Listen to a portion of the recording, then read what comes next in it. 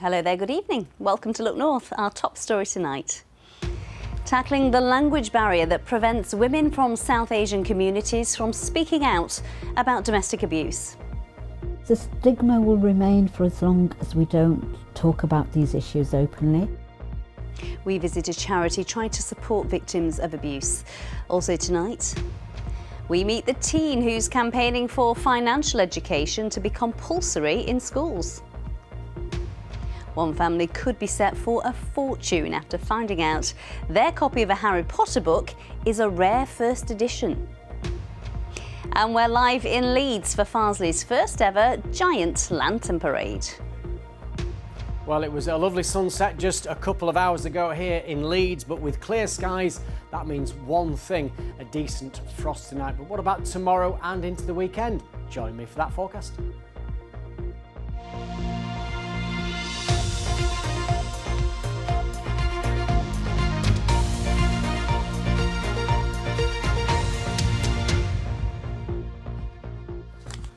Hello there, it's Wednesday the 27th of November. Lovely to have your company tonight.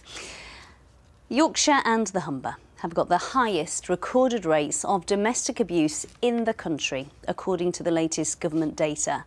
For victims coming forward and talking about abuse will always be difficult, but in South Asian communities there are additional barriers. Languages like Urdu, Punjabi and Hindi don't have the words to describe domestic abuse such as coercion or emotional and financial abuse.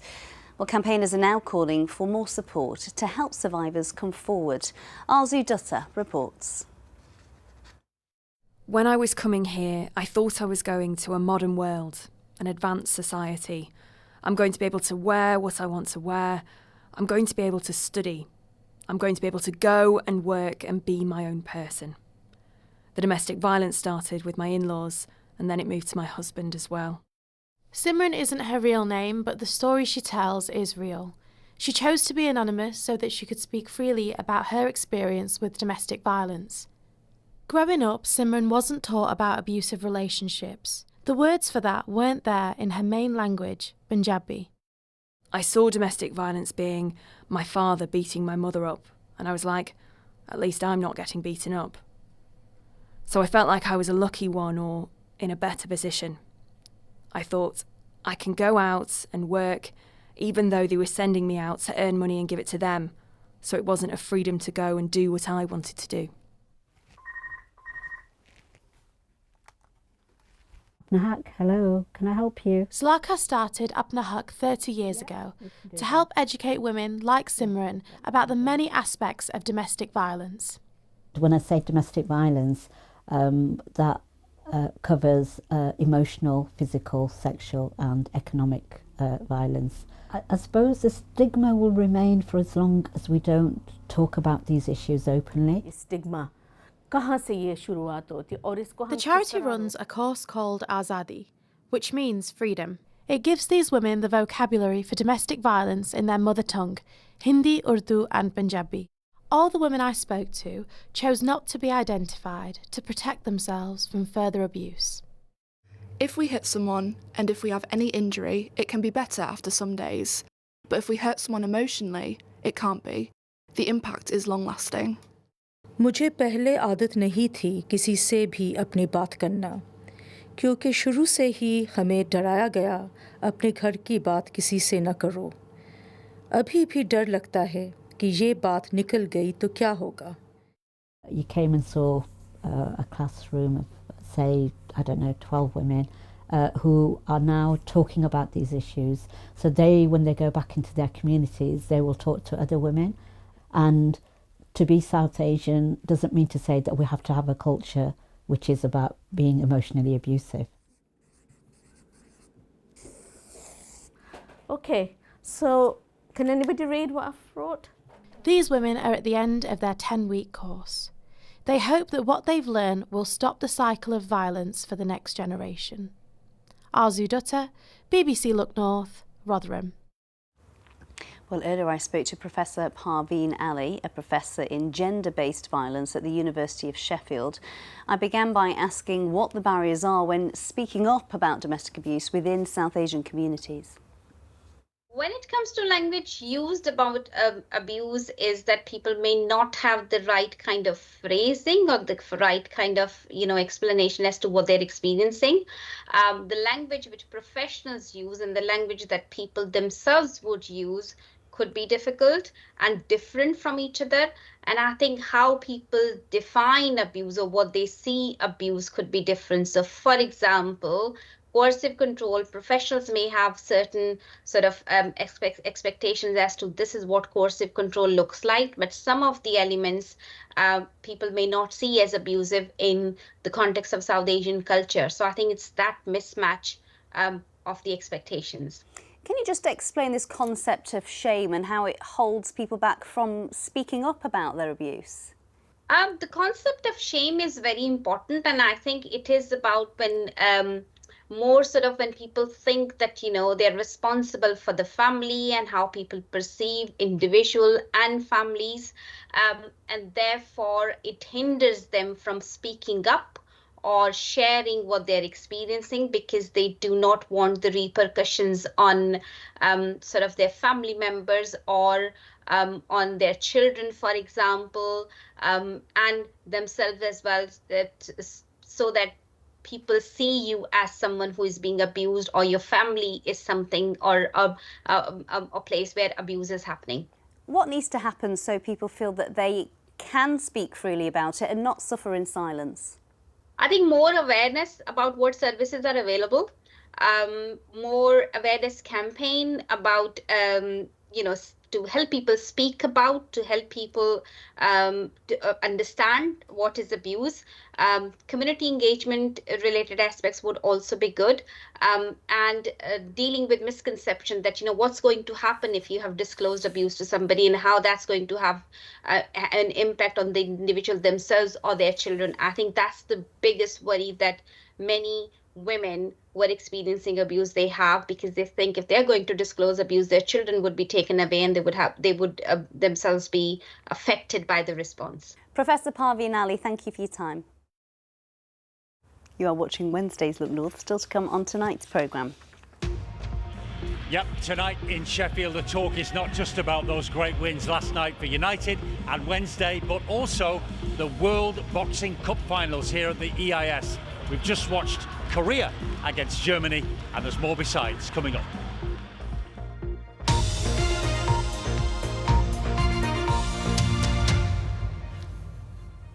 Let's take a look at some other stories coming into our newsroom now. A man from West Yorkshire has been arrested by police investigating viral videos of women taken on nights out.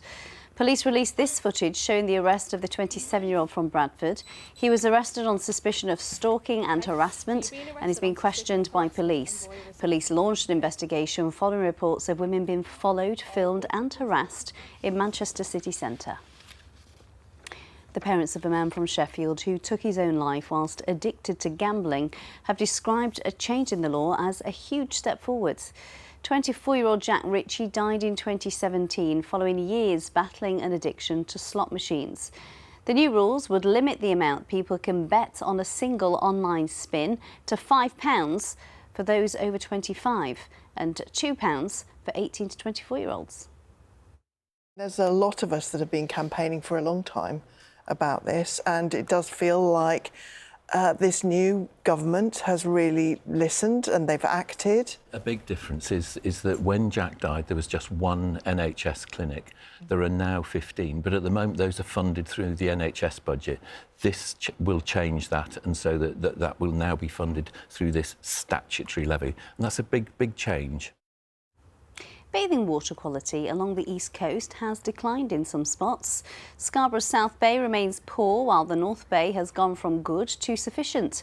Robin Hood's Bay has also declined. Whitby, Sands End and Caton Bay have retained their excellent rating. The Environment Agency says drops in water quality are disappointing and must be addressed. A man from Leeds who was diagnosed with stage 3 bowel cancer says taking part in a clinical trial has given him a second chance at life. David Gold was treated as part of the Foxtrot 3 trial, which was funded by Yorkshire Cancer Research. Now, as part of that study, he was given extra doses of chemo before and after surgery. And at his latest checkup, he was cancer-free. Nicola Rees has been to meet him. You immediately realise that you're mortal, that you've got a defined life expectancy, and all of a sudden that life expectancy has become a lot shorter. You fear because of the news that you've just received. When David was told he had stage 3 bowel cancer last year, his world stopped. But an invite to take part in a medical trial in Leeds gave him a reason to be positive. If it's operable, which mine was, in terms of part of my colon could be removed to remove the cancer, then normally it'd go to surgery straight away.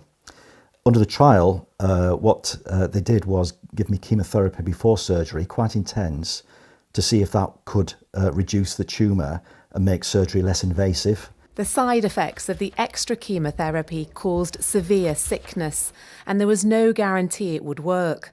But David's tumour shrank by a third. Ultimately, you're testing a new treatment. Did you have any reservations about signing up? Yes, I mean, any trial is a journey into the unknown to a lesser or greater extent. But I did just take the view that if you don't be brave and go forward onto a trial, then progress is never made. So I've just had the monthly report for Foxtrot this month, so we're at 396 patients. Oh, great. The trial's funded by Yorkshire Cancer Research and led by a team at the University of Leeds. We've shown that we can do this and we can change the way that the NHS works. We can deliver the treatment ahead of surgery. And we've also shown that we can get testing on tumours really early so that we can understand the specific type of bowel cancer that patients have. However, we won't know until we've completed enrolling all our patients and we've followed them up whether the new treatment is better than the original treatment. And that's why we have to do clinical trials. With proven survival rates, the treatment's now expanding into hospitals across the UK, with the potential to help more people like David. I can't emphasise enough how important trials are. So I just encourage anybody that's given the opportunity to think long and hard, because ultimately, if we're not brave, then we're never going to find a cure for cancer in the future. Nicola Rees, BBC Look North, Leeds. We do wish him well. Now, do you know your APR from your AER? Could you explain the difference between CPI and RPI? I mean, does it really actually matter? Well, one teenager from Worksop thinks it definitely does. Cameron Holt is campaigning for financial education to be compulsory in schools in England. At the moment, the government advises schools to include finance as part of their teaching, but Cameron says many schools just miss it out. Kathy Killick has the story. There are students from 29 schools meeting here near Doncaster. Their mission, to tell their teachers how their education could be improved. And one student in particular wants them on his side. I can guarantee that the vast majority of you in here would agree with me that you would like to learn about money. That's the most important thing. 16-year-old Cameron Holt has a passion for maths and also politics. He represents Bassetlaw at the Youth Parliament and wants to see financial education made compulsory in the UK. No matter what your opinion is on finance, whether you hate it, love it, or have no opinion to it whatsoever, it's crucial. It affects all of our lives. Money ultimately is what makes the world go round, even though some people will disagree with that. We all need to know how to be safe financially and how to best manage our money. You see lots of adults that end up navigating adulthood without the knowledge that they need to lead a successful financial life. So we need to equip children at the best, most impressionable age to take forward those skills so that they can be safe financially and successful economically. You can probably tell he's done his research, much of it by listening to other students. At this focus group, the students had a long list of financial topics they want to know more about. Student loans and credit cards, they always make it known that we can use them, but they don't explain to us how to actually get them. Mine was insurance and tax, because I know not a lot of people are introduced to tax and your emergency tax. Checking your eligibility for different loans and different bursaries and how to access in that application process for different loans and bursaries as well. Mortgages and interest and inflation on the interest rates and how that works, because it'd be very helpful to know that before we actually have to start doing that kind of thing. Financial education for young people needs to be statutory and compulsory nationwide. Cameron managed to raise the issue on Question Time last month. So you're suggesting it should be part of the national curriculum? Absolutely. And he's now planning a petition to get his ideas debated in Parliament. A QR code will link students to his campaign an indication of his organisation and commitment. Are we seeing a future Chancellor? Well, I'd put money on him, within my budget, of course. Cathy Killick, BBC Look North, Doncaster. Certainly one to watch, isn't he? We'll be following his progress. OK, we're going to go to sport now, and we're coming from Sheffield, where the talk tonight is all about those two excellent wins for United on Wednesday in the Championship last night, but also the Steel City is this week hosting a rather important boxing event. Paul Ogden is there for us now, or I should say ringside. It's all yours, Oggy.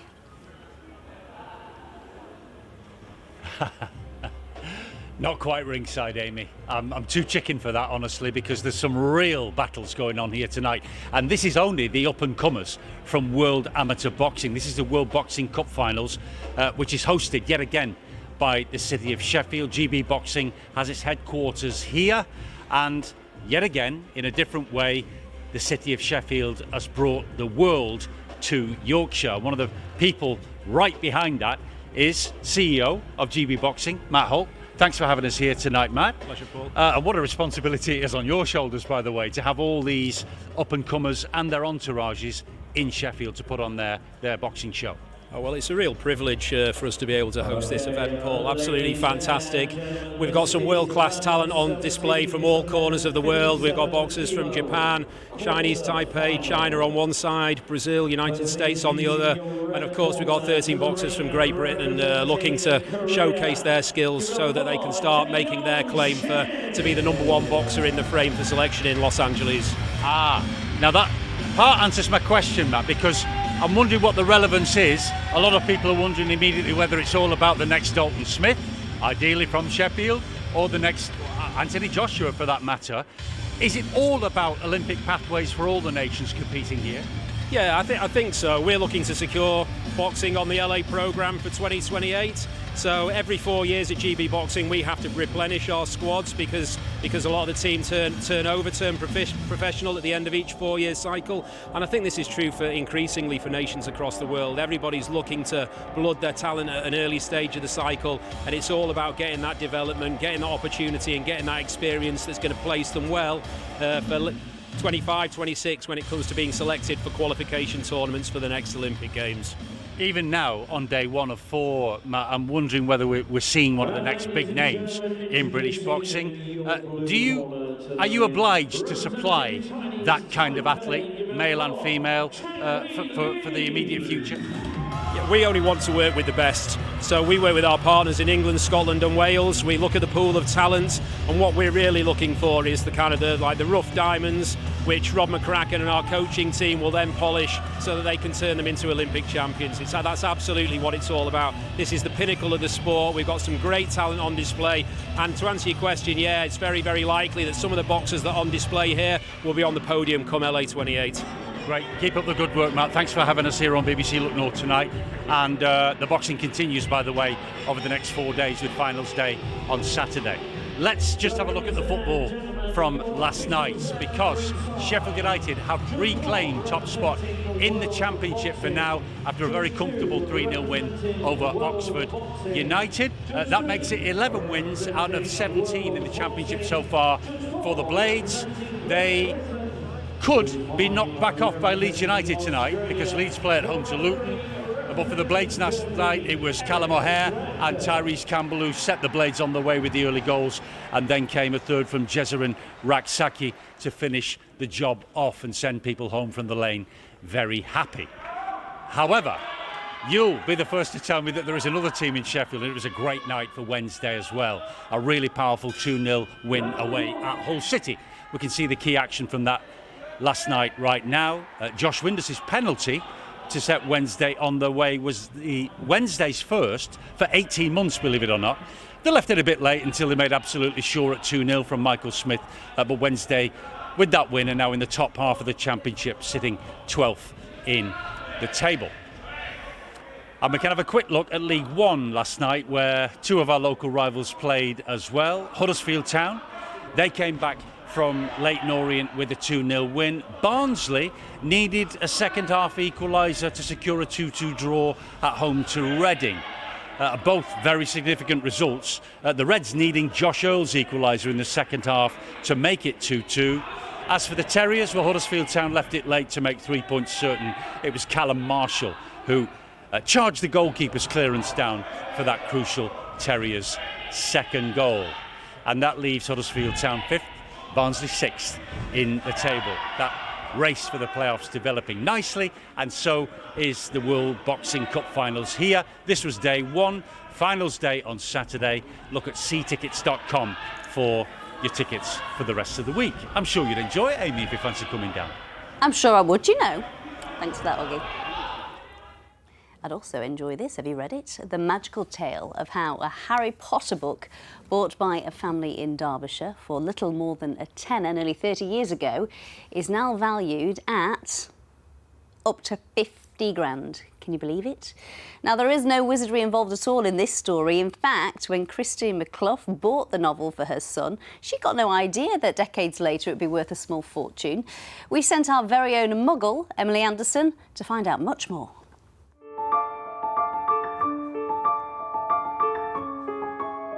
I was at that perfect age, you know, I would have been about 7 or 8 years old myself, going off to school, pet owl, Thunderbolt Scar, you know, it's what every little boy dreams of, and I've got the glasses now, so I've got some of the way there.